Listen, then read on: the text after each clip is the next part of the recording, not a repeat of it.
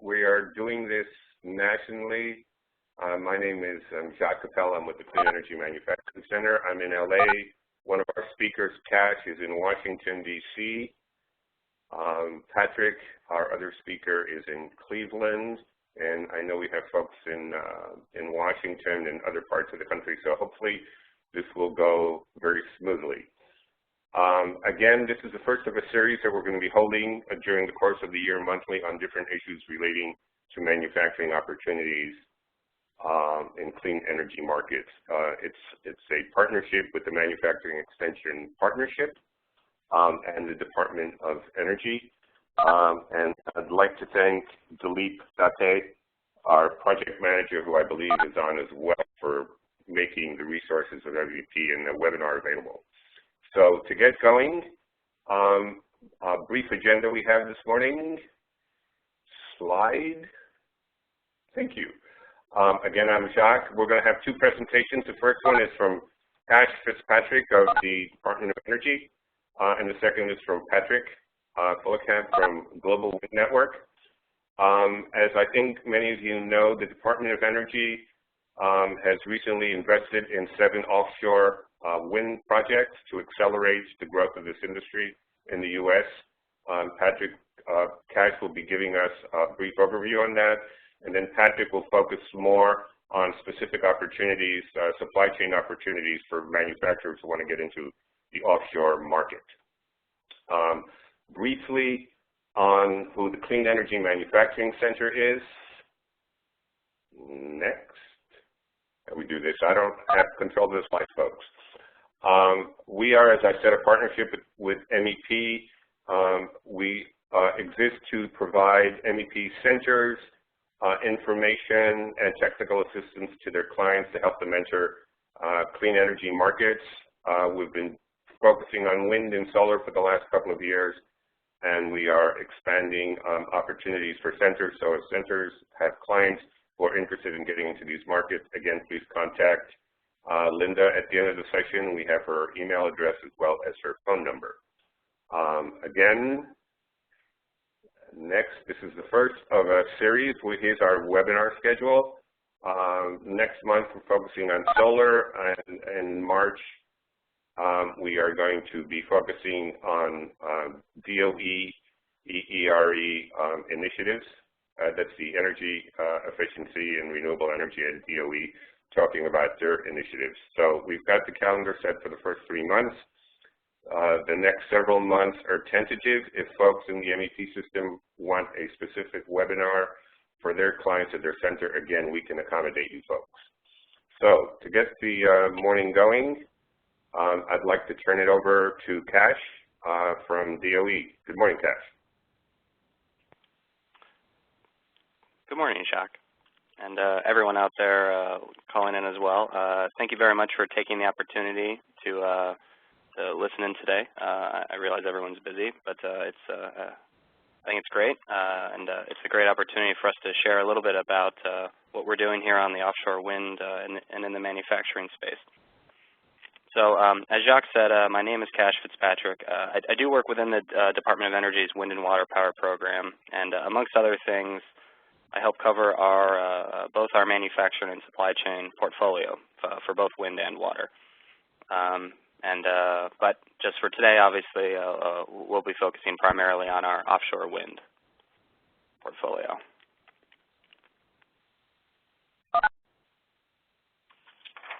So this is a great slide to get us started off with here because it shows a little bit on why we're excited about offshore wind, and if I can be so ambitious, hopefully a little bit on why you should be excited as well.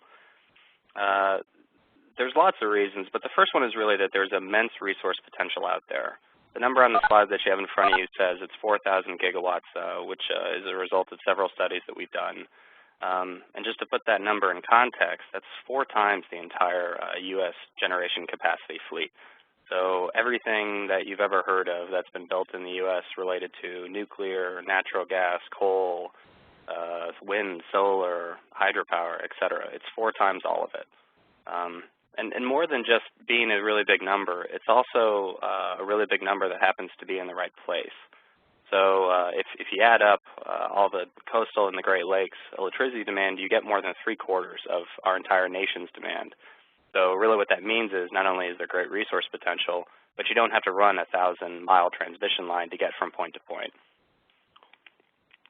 There's also tremendous benefits on the economic and job creation front too. The number that's estimated there is for 200,000, and that's anything from the supply chain all the way through operations. And to be honest, it's not just, I mean, 200,000 jobs is great in this kind of an economy no matter what, but it's also the right type of jobs. And what I mean by that is that, I mean, and obviously all this is preaching to the choir for the people that are on the phone today, but especially with this group, but I mean, manufacturing in this country has really been on the downward slide for several decades, at least just in terms of a sheer number of jobs of people employed in this country, and in particular the last decade or so.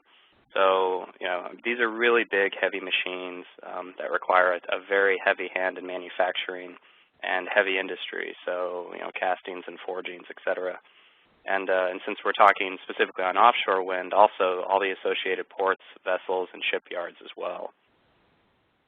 So the picture on the right, which I'm sure everyone's been looking at as I was talking, really just is meant to kind of give you a sense of scale of just how big these machines are getting. Machines like this are becoming more and more common in Europe, where offshore wind has been deployed primarily, and then Asia's moving aggressive in this space as well. But what you're looking at here is an Enercon 7.5 megawatt turbine. It's the largest in the world right now. And yes, if you look at the blade on the far left there, that's a 747 jet that's overlaid in there. So it's, it goes without saying that these machines are massive. And in the offshore space, there really is no upper bound right now on what we expect for these turbines to get. We're already looking at conceptual studies that would put about a 10 megawatt machine, and there's already paper studies being done on machines that could be up to 20 megawatts. So nobody knows, and the sky's the limit right now on just how big these things could get. So it's very exciting.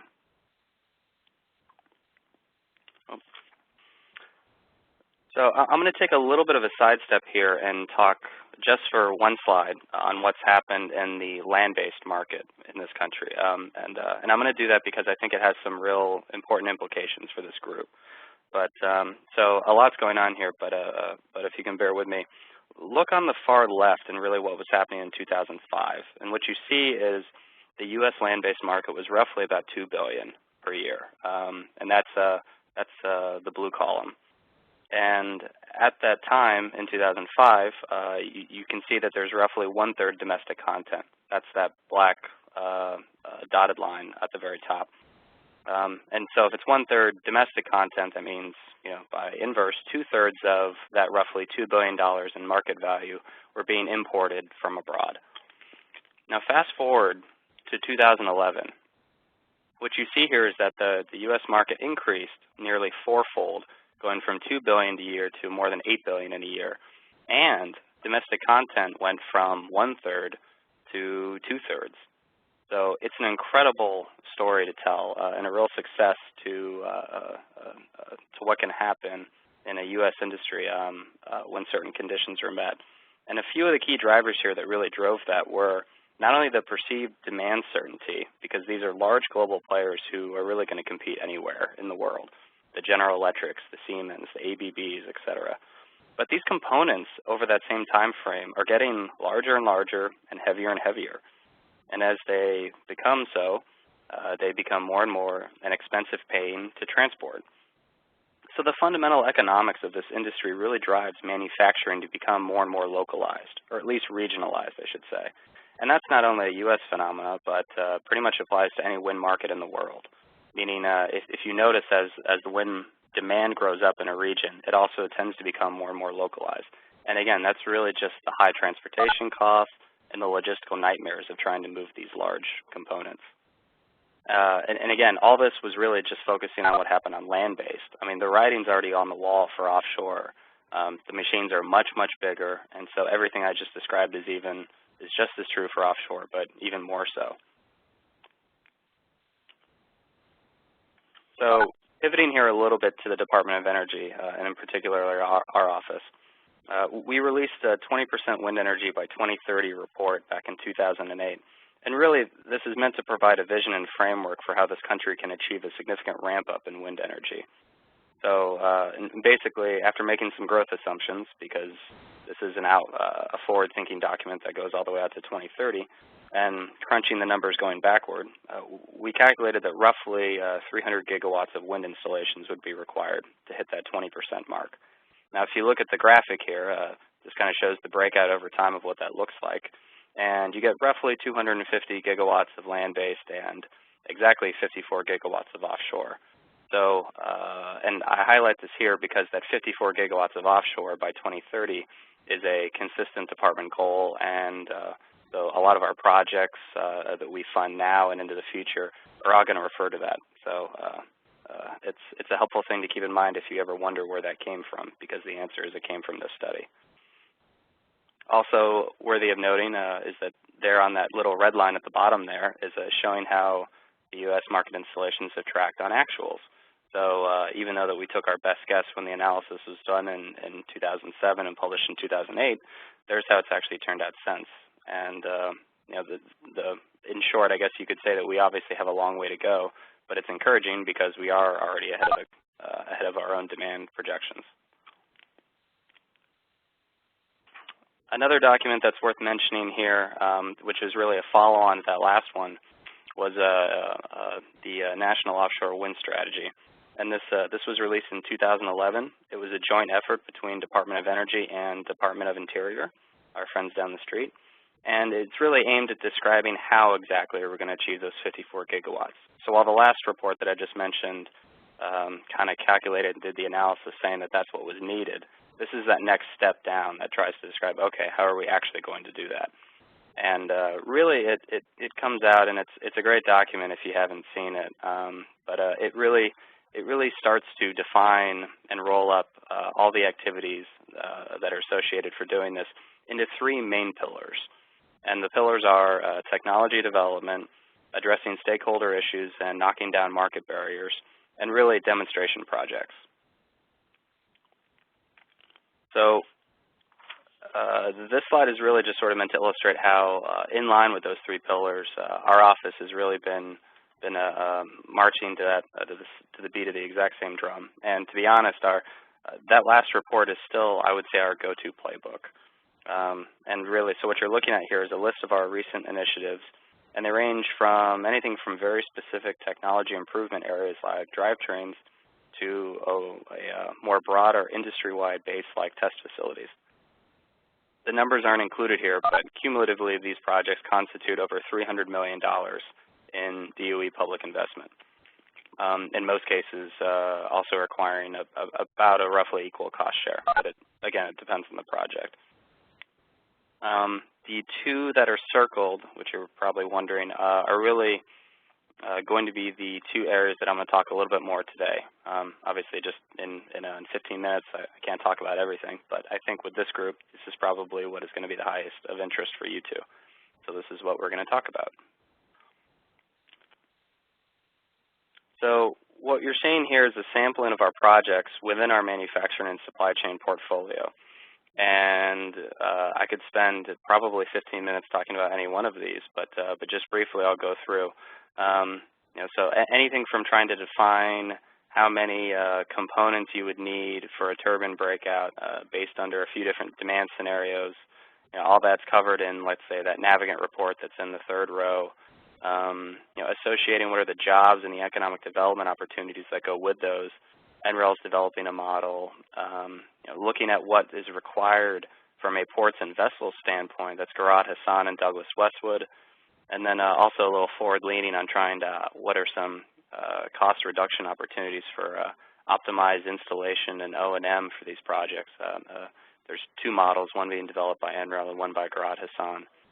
So, obviously there's a ton here, but really, stepping back, DOE really thinks of these projects as different chapters to the same offshore wind book. And collectively, since these are all projects that we're funding and are ongoing and in fact are getting pretty close to wrapping up, Collectively, I mean, we hope that these are providing industry and stakeholders like you with really the information and the tools you need to promote informed investment decisions. So just focusing here on just a little bit here of some key findings that I've pulled out from one of them, the first report that I mentioned by Navigate Consulting. And this one, it's got a long title, but it's Offshore Wind Manufacturing Supply Chain Development Report. And I mean, you can read these probably faster than I can read them off, but $2 billion a year in market potential in the midterm, up to 14,000 direct jobs just for the suppliers alone. And then identifying several short-term component investment areas. And really this is driven by a lot of the same market forces that I described earlier about the larger, heavier components needing to be built more locally. And so you're seeing the foundations, the towers, the blades, and some of the heavy electronics that go with it. So this particular report is undergoing final review and should be available here within the next couple of weeks. But I'm including it here because I'm hoping it provides a little bit of an example of the type of information that we're trying to provide you all. So pivoting here to a little bit more of our recent happenings and our new awards that are coming up. So everything I just described, I think, in the last couple of slides really covers the first two pillars that I referred to from the National Offshore Wind Strategy, which was the technology development and the market barriers. This is really the third pillar to that, which are the demonstration projects. And obviously, I mean, there's a lot going on here, and this doesn't mean that we don't care, obviously, or actually I should say, we care just as much about the other two pillars, the technology development and the market barriers. And in fact, if you kind of look at the specifics of what's included in these 7 awards, you see sprinklings of areas where we've kind of cross-fertilized. But so on the nameplate stuff, it's the $170 million that we've dedicated to this effort over the next 5 to 7 years, depending on the project. Which a fun fact, this is actually the single largest investment made from a DOE renewable energy office. So it's obviously an area that we feel quite passionate about, and hope others do as well. And really, the intent for these projects is to have them all start at the same time, namely at the end of February, and to make it to a 50% completion of their planning, design, and permitting within a year. And then for DOE to down select down to 3 based on who's made the most progress. And then those 3 will go on and fabricate and actually go all the way through construct and put steel in the water as early as 2014. So, from a big picture perspective, the overall objective here is really to showcase these technologies at their full scale.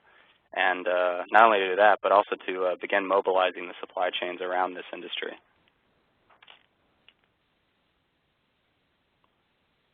Some of the more details on each of the 7 selectees and the projects themselves are included here. These slides are all going to be included, so I won't spend time kind of going through the winners in each one of the turbines and some of the details. But some of the high-level overarching things to kind of keep in mind is 4 of these are in state waters, 3 of them are in the federal outer continental shelf, which is really important because different areas have different permitting regimes, as you all know. So the idea here is really to try to push the ball forward on as many different fronts as possible. They're all commercial-sized turbines as well, which basically means that they're a very similar size to that graphic that I showed at the very beginning of this talk. So these aren't the scaled-down, mini versions. These are going to be the real deals. If you look through and you're paying attention to where these are getting installed, you'll notice that there's also a wide range of geographic diversity. And that was done intentionally as well to really kind of pick and represent each one of the key U.S. regions, being Pacific, Atlantic, the Great Lakes, and the Gulf.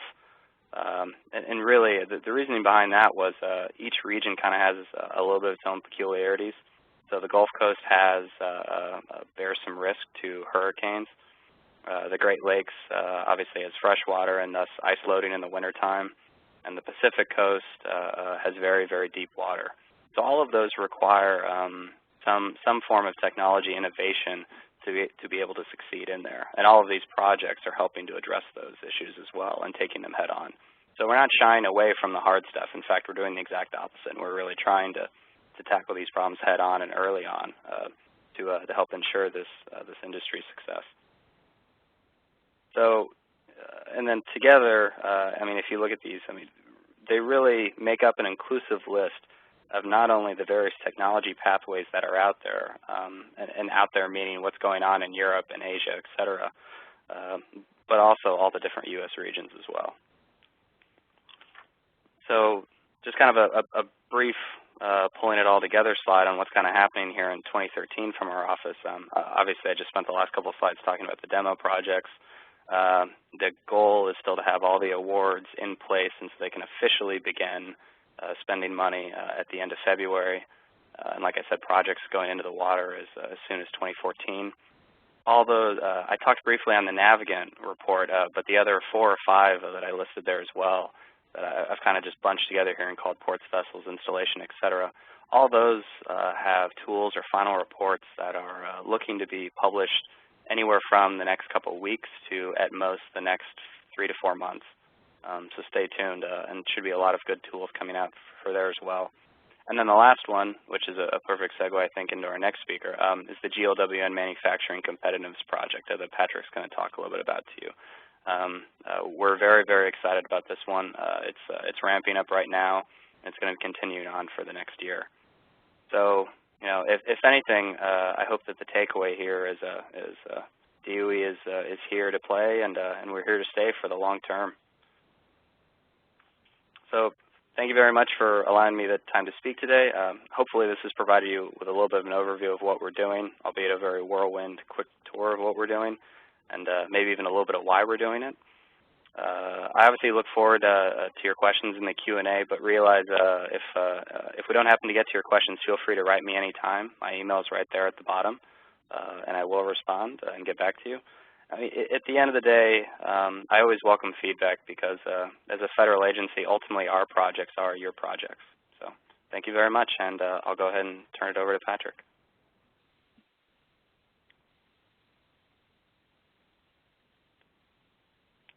Okay, thanks, Cash. Can everybody hear me? Okay, I'm assuming that is a yes. And again, my name is Patrick Fullenkamp. I am the Director of Technical Services for GLWN Global Wind Network, and I will be reviewing the manufacturing opportunities for offshore wind. And these would fit into the MEP's objectives for this year, and those being new market growth initiative, and then also kind of a continuation of the quality management systems training, which is key to wind turbine OEMs.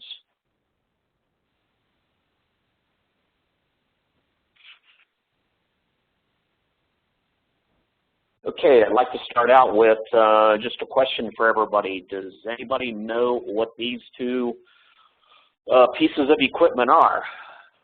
Well, let's, I guess, the most important thing is both, these are wind turbines, and both were American inventions. The first one on the left was the first original one invented by Charles Brush in Cleveland, Ohio. It was a 12 kilowatt unit, invented in 1888.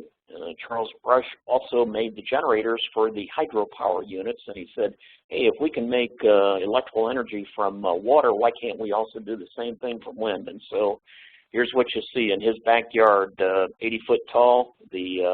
Basically the blades, those consist of 144 wood planks, 54 foot in diameter, and that generated the power for his battery system. And then the batteries powered the lights within his house. Here on the right is the first commercial utility grade wind turbine designed by NASA Glenn, also in the Cleveland area, and it's a 3.2 megawatt unit, and there was 5 of those. This is just a picture of the one that was installed in Hawaii.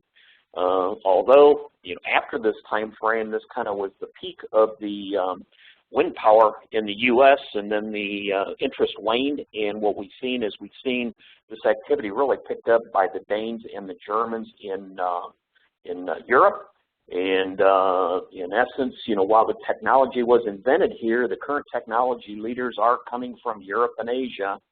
And I think we've got a rich history here, and what you're going to see going forward here with the support of Department of Energy, as Cash has indicated, you're going to see new technology taking a leap forward here in the U.S., and we'll catch up and be back in the lead here in the very near term.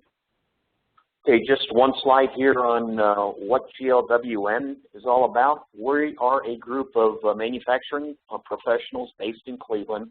We've been focusing on the wind industry since 2007 and have become an international supply chain advisory group. We also have a network of almost 1,600 companies across the U.S. and some in Canada, whose mission is to increase the domestic content of North American wind turbines. We started with onshore, and now we've engaged in the offshore in the past year, year and a half. And you say to yourself, well, hey, well, what do you do and how do you do that? What we do is we work as component headhunters for the wind turbine OEMs. All the current wind turbine OEMs for onshore came from Europe, and there was one major one, Suzlon, came from India. And what they did is they said, hey, who can we find in the U.S. that can manufacture products? Well, we were kind of that answer to that question. So what we did is we signed NDAs with just about all the OEMs. We studied their business models and what their requirements were. We helped them source components, sometimes on an individual parts and sometimes a whole family of parts. We also did some pre-screening of potential manufacturers and suppliers. And then we connect the best candidates with the customer. And many of the customers indicated we saved them a lot of time and effort, and they were able to basically in-source to the U.S. much quicker than what they would have if we had not been able to assist them. Okay, the next slide here, this kind of will be the topics that I will be covering, offshore to onshore wind energy. Basically, the manufacturers in the coastal states will have the advantage for the offshore due to the larger size components, and you'll see that as I share the pictures in the following slides. And I will also share with you what is happening in Germany as a model. They have been working in earnest in offshore for 10 years. They are not the largest. The UK has 45% of all offshore wind turbines today. Germany is like number 3, but they're growing rapidly. And I will also highlight the new growth market opportunities in the main manufacturing sectors. And I broke it down as to heavy fabrication, casting and machining, forging and machining, electrical, composites, and general commodities. And then also, as Cash has indicated there, GLWN has a DOE project focusing on manufacturing, which we want to engage and collaborate with the MEPs and the coastal states on. Okay, for those of you new to the wind industry, here's a slide that shows the big picture of how the supply chain for new components comes about. You've got wind park developers are the drivers, and they are influenced by the factors you see here on the left. The demand for electricity, utilities, financing, renewable energy standards. 37 states have a renewable energy standard, and a lot of them, if they don't have a strict standard, they've got goals. Then you've got some grid availability. Wind resource is also important.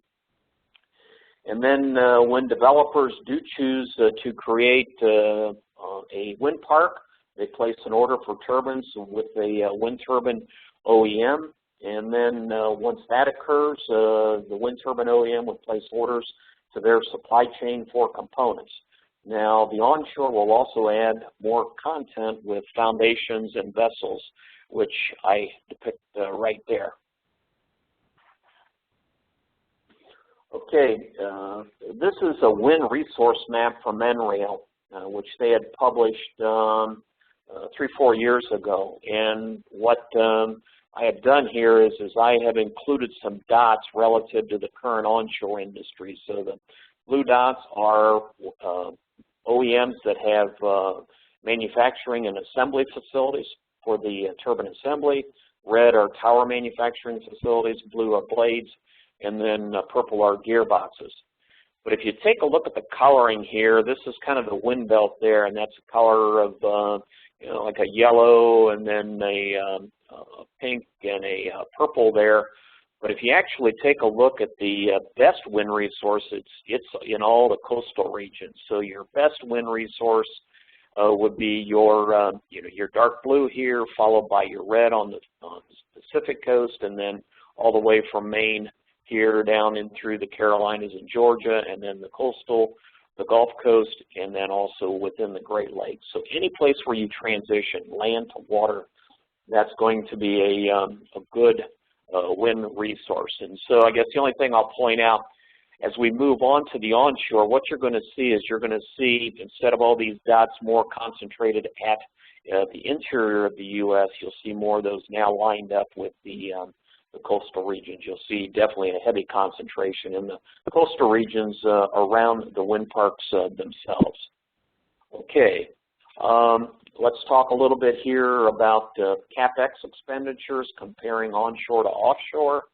And this is a study which Make Consulting did for the industry. And the summary here is that for onshore, it's going to cost in capital expenditures $1.15 million per megawatt, versus offshore, it's going to be $3.1 million per megawatt, almost 3 times. And so that's really the goal of all of the studies that the Department of Energy has supported, is to help us get this cost lower so that it can be competitive. Let's take a look at the 2 major differences here. The first one is installation and logistics. For onshore, it's only 1%, but now for offshore, it's 15%.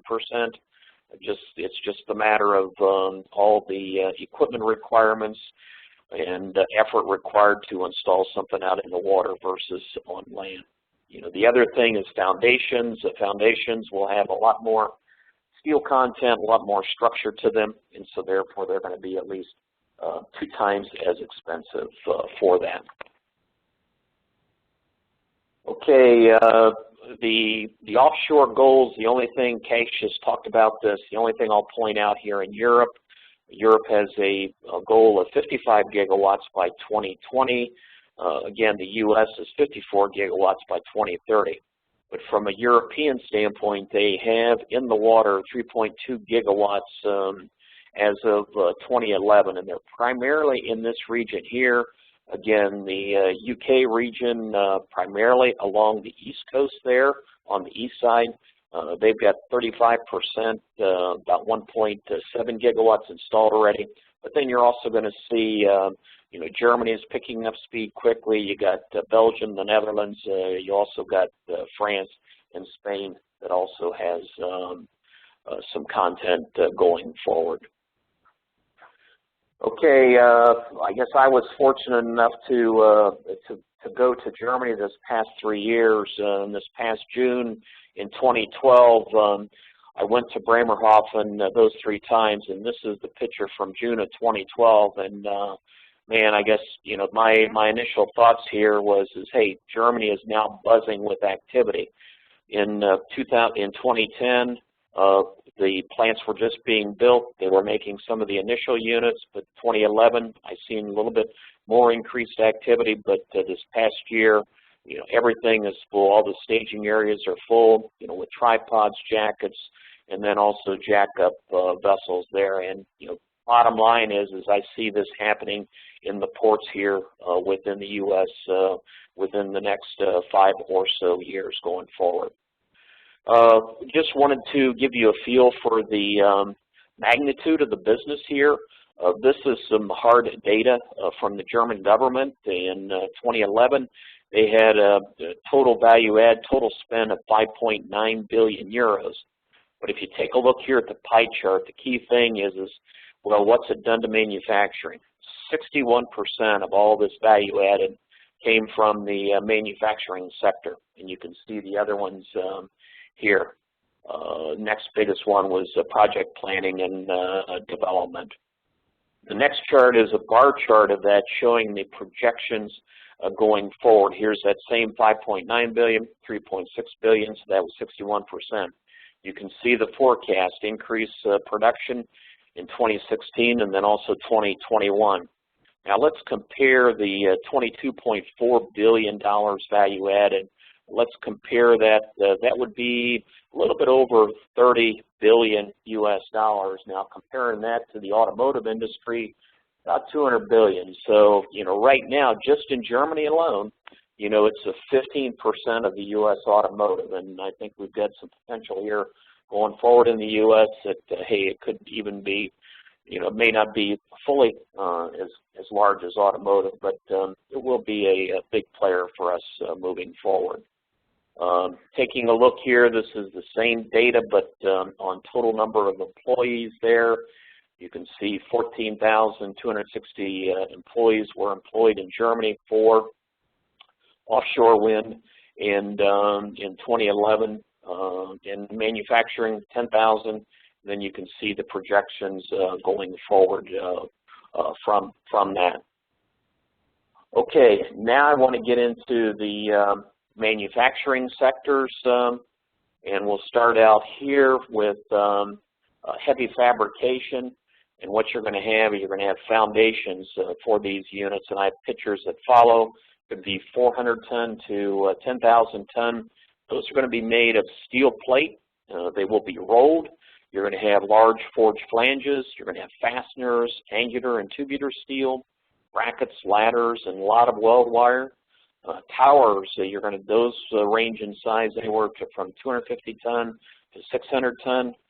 Similar to foundations from the material aspect of it. Then you're also going to have platforms with a lot of steel plate and tubular construction. You'll have the main frames. You have generator frames. Those will be cut and welded, flat plate with shapes and sizes, weld wire. And then also you're going to have new vessels required for this offshore wind industry, so that if you have manufacturers working and providing products for ships in the U.S. today, this will be added content for them.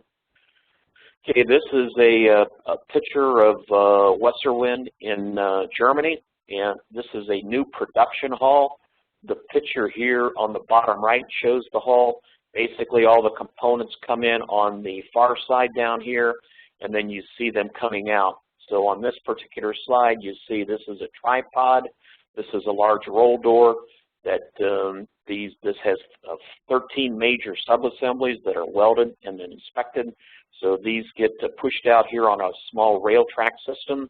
You've got cranes here which add the transition pieces here in yellow for that. So these are new production halls, and for the towers going forward in the U.S., I think you're going to see similar construction because most of the facilities would not have that ability to make that size of part today. These are just pictures of some of the components that go within the tripod here. Here is one of the center sections for the picture there in the previous. You've got some ladders here. You've also got some sacrificial zinc diodes for corrosion protection, with this foundation being in the salt water in the ocean. This is an inside shot of one of the foot sections on one of the tripods, and what you see is you see rings of steel. These are about 2 inches, 2 inches by 2 inch rings, and these are in there to serve as spacing to make sure that the grouting is properly installed and that it's fully secure once it's installed on the monopiles within the ocean bed itself. But again, a lot of manufacturing opportunities for that. Now, you've got those I talked about were direct manufacturing opportunities. Here's some indirect equipment, welding equipment, weld gas, dimensional measurements, equipment, weld inspection. Okay, from a casting and a machining standpoint, you can see the listing of the different components that go into that. Support bases, rotor hubs, gearbox housing, generator housings, forward bearing housings, brake components, small ancillary components. Here's a picture of 5 megawatt wind turbines. Those are being used for the repower units over there in Germany. Castings, they've been painted, they've been machined, and just ready for installation. Here is a support base. It's a large cast part. This one is for a 2.5 megawatt currently for onshore, but the ones for offshore will be at least twice that size.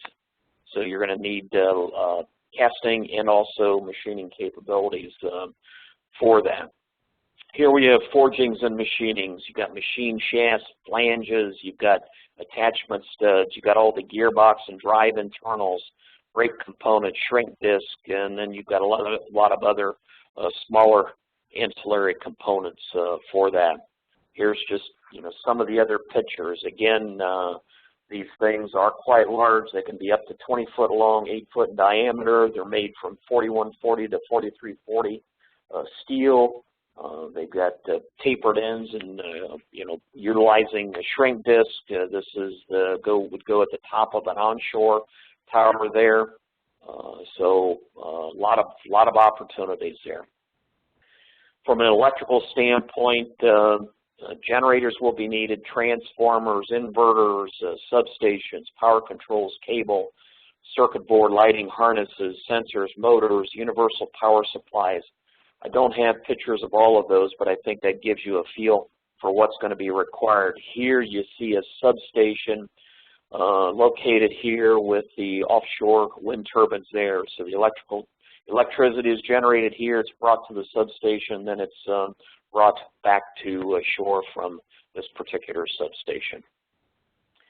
Composites, you've got blades on the wind turbine, you've got the nacelle housings around the upper structure there. You've got, and then you've got the fiberglass requirements, you've got carbon fiber being used, you'll have mesh cloth fabrics of glass and then even of carbon fiber.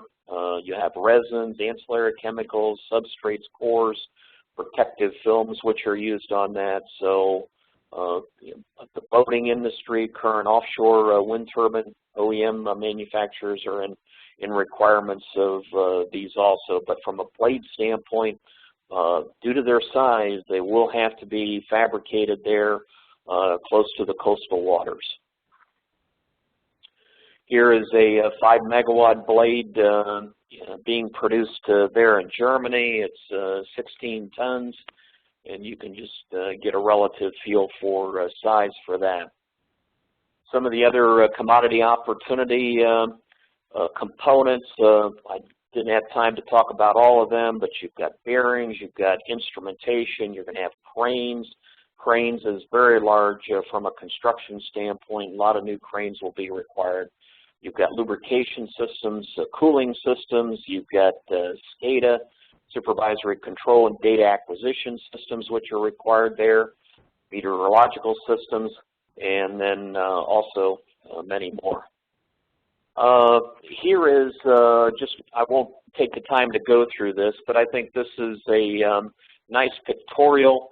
Unfortunately, you can't read everything on that, but there is a website that you can go to and gives you a little bit more information on here. But things I will point out here, again, you're seeing the blades here, you're seeing the rotor here, you're seeing the internals within the nacelle. You've got your main shaft, you've got a gearbox here, you've got a generator and the transformers, and then this is your tower section. Let's just take a look, though, at some of the major cost drivers. Towers would drive 26% of the total cost. The rotor blades, 3 of those would be account for 22%. And this one shows a gearbox, so that's going to be at 12.6%. And then power converter would be the next largest one at 5%. But you can see some of the other details there on this slide as you have them going forward. Okay, another piece that is going to be required is there's going to be some, as you transport these large jackets and tripods, you're going to need fixtures on the barges or whatever ships you have. And so this just shows a picture of one of the fixtures and support pieces there for jackets. You've also got vessel requirements. 3 vessels are required. You're going to have transport vessels, installation vessels, and then crew transport vessels, and then also helicopters with up to 1,800-pound payload capabilities. Okay, here, just quickly going through these, just pictures of installation vessels, jacked up. This is one in Europe. The width of this thing is 36 meters, so it's 100 meters. The length is 150 meters. Its displacement is 20 tons. The jack-up legs have the capabilities for 45 meters, so that's 135 foot. And you can see the large diesel generators required for that. Okay, next you have transport, additional pictures here of transport and installation vessels. And on the right, this is a combination. This is a jack-up barge, which is transporting towers and installing towers going forward. Okay, the next is a crew transport vessel. There, what you've got is you just see a small vessel here that has to. You've got to get your workers and your technicians there to the wind turbines. Here in this picture, the water's calm, but when the seas are rough, you see even some larger vehicles, vessels required for that. Offshore wind supply chain opportunities, again, with the DOE goal of 54 gigawatts by 2030, that means 10,800 units would be required if they are all 5 megawatts. And you can just see here all the different things from logistics, foundation, towers, blades, support bearing vessels, cable, and substation, you know, what's going to be required. That's a summary of what we've got. Okay, just talking about our Department of Energy project. Again, our project's title is U.S. Wind Energy Manufacturing and Supply Chain, a Competitive Analysis. And the 4 main deliverables here are primarily in 2 groups. The first group is going to be value stream mapping. We're going to pick 4 components: foundation, towers, blades, direct drive generators. We're going to do that in 3 regions: the U.S., Europe, and China. We're also going to do a cost breakdown analysis, basically as a continuation of the value stream map. And what that's going to do is that's going to give a good feel for the U.S., some of the best practices, show potentially where there might be deficiencies, where we might need to address some of that with some other investments or some other assistance there to make sure that the U.S. manufacturing is competitive and does have a competitive edge with the offshore manufacturing suppliers. The other 2 here is identify capable manufacturers and service providers with the MEP collaboration. Dee Holliday from GLWN is going to be spearheading and leading that activity. And we will also be providing a supply chain database and map on our website, as we currently do for the offshore. And so basically, in closing here, GLWN wants to work closely with the coastal state maps to get regional manufacturers listed on the new offshore supply chain map, help them get educated, help them get connected, so that they have opportunities there within this new wind industry. And so here is Dee's contact information, and I think most of you probably have already gotten an email from Dee a couple of weeks ago in regards to this project. And so definitely more to follow. And so I'm getting ready to close here.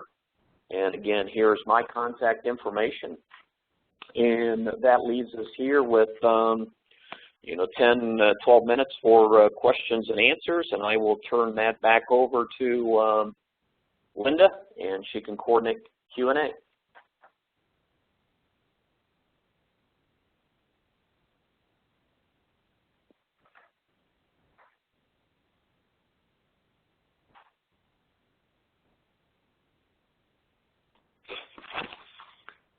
Linda, are you there? This is Jacques. Yep, I am here. Yep.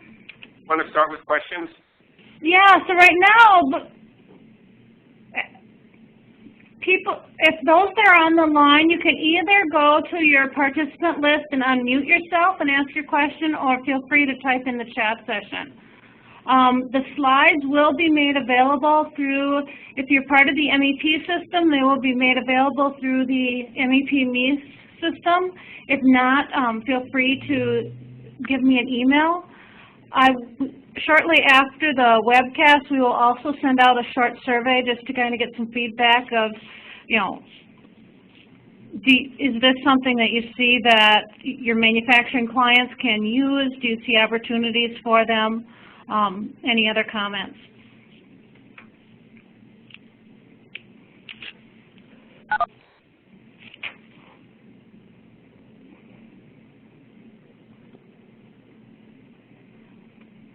My email address, if you're wanting to request those slides and you're not part of the MEP system, it is Linda, N-L-I-N-D-A-N, at thecemc.com.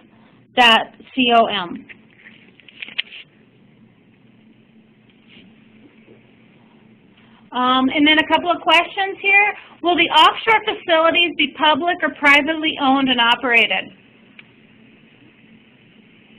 This is Patrick. Can you hear me, Linda? Yep, we can hear you. Yeah, those will be privately owned, by companies.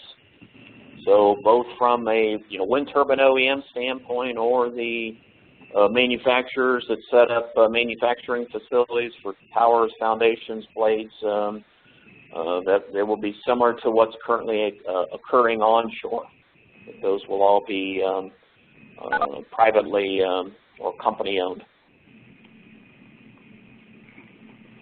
And a question here, how large is the grant from Department of Energy to study the offshore wind markets in various countries?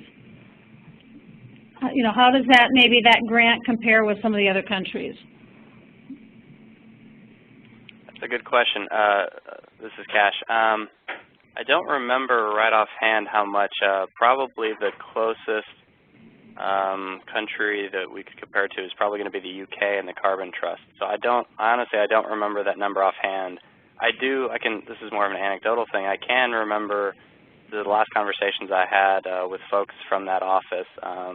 I think they had a bit of a feel of envy, in fact, for how large our awards were and how much that we were able to support this industry. So my guess is that we, from an R&D perspective, are funding a little bit heavier than what they are doing. But I don't know that for sure. I could double check that and get back to whoever asked that question. Feel free to follow up with me with an email. The other, have security issues been coming up with regard to protecting the offshore network?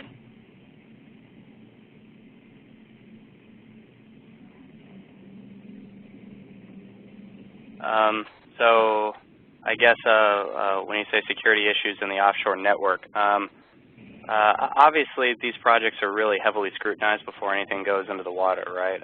There's all sorts of concerns from the permitting aspect, anything from environmental concerns for what type of wildlife is in the area to things like shipping lanes, coming in and out, or flight patterns even. The military obviously has quite a heavy say in this as well. Department of Defense does a lot of naval exercises. So if that was really sort of the crux of the question, the answer is yes. All those agencies are part of the process before anything gets done really at all. So, yeah, I don't know, Patrick. Go for it. I was going to say, also with those, you had brought up environmental issues. What are the environmental issues that you expect to come up when you're dealing with offshore wind market? Yeah, good question. And again, this is a little bit of an area that we can leverage from the Europeans who have already put 1,000 or so turbines already in the water. Honestly, I'm not our environmental guru in our office, so I couldn't list off the species for you. But yeah, I mean, in general, you do have concerns, for instance, when you're talking about underwater sea cables, and if you put them in sensitive areas, it can disrupt some of the underwater wildlife there. You do actually have to have concerns about whales actually bumping into some of these turbines, and so taking off migratory. Any patterns like that. Again, yeah, if folks want to know more specifics, I can definitely route them to our environmental experts within our office. Sure. With regards to the study that you're doing, do you know who the turbine OEMs are already in those 7 projects? Yes, in each of the 7 cases, the developers have already listed. In fact, it was on that slide that I had. Actually, no, come to think of it, it wasn't. It's certainly in our press releases. The only note, I don't expect that there'll be any changing of the guards for what's been publicly announced, but it is kind of important just to remember that these are selections, and then the official awards, of course, start at the end of February. So, this late in the game, I doubt that anyone's going to swap somebody out, but yes, those are publicly available. Sure. And then, how are those OEMs selected? It was part of the application process, so those deal makings happen behind the scenes as part of, in essence, the developer put together their team. And one of the questions was, what's the right contact? If you know of a company that wants to get more information about this and the manufacturing opportunities, I'm a good first stop, and we will get you to the right place. So, again, Linda Nielsen, and, well, actually, my contact information is on the screen. So you can either email me or give me a call, and we will hook you up with, who the right person is depending on the issue and how can we bring that information to the company. And any other, it looks like the questions are about out. We're getting close to the time to wrap up. Just kind of, again, as a reminder, we will be talking about the solar industry then on the 4th Wednesday in February, same time. And we will make the recording available through the Me system and then PowerPoint as well. So, thank you everybody for participating today, and please feel free to fill out the survey I send out so that we can keep improving these and get the information you need. Thanks.